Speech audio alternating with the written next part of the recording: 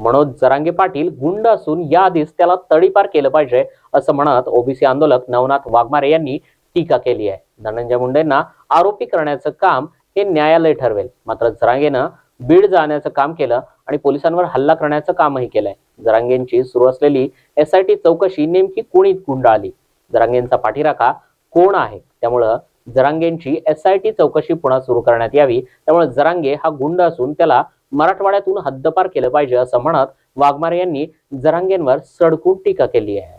हे बघा, मनोज जरांगे स्वतः गुंड आहेत। खरं तर मनोज जरांगेला पाठीमागे तडीपार करायला हवं होतं।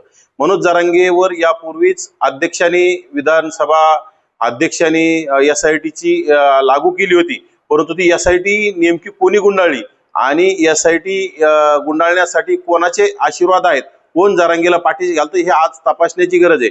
खरं तर ते धनंजय मुंडे यांना आरोपी करणं हे तपासाचा भाग आहे। त्यासाठी गृह विभाग आणि न्यायालय ठरवल, धनंजय मुंडे दोषी असतील तर त्यांच्यावर कारवाई होईल, परंतु जरांगे अगोदरच दोषी आहे। जरांगेने बीड जाळण्याचं काम केलं, राज्यामध्ये अनेक लोकांवर हल्ले करण्याचं काम केलं। जरांगेच्या झुंडशाहीनं आंतरवाली सराटीमध्ये 100 पेक्षा जास्त पोलीस कर्मचारी अधिकाऱ्यावर हल्ला केलाय।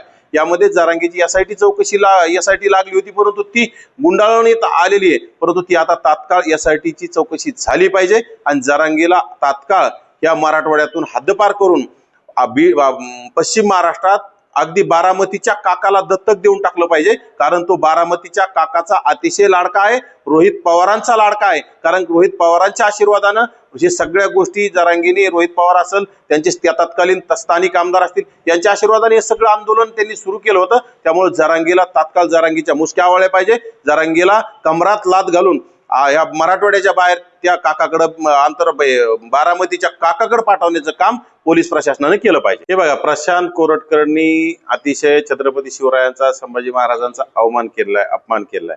प्रशांत कोरटकरांना का नकोय पोलीस कोठडी? त्यांच्या वकिलांनी मागणी केली, तो त्यांचा अधिकार आहे, परंतु पोलीस कोठडी त्यांना मिळाली पाहिजे।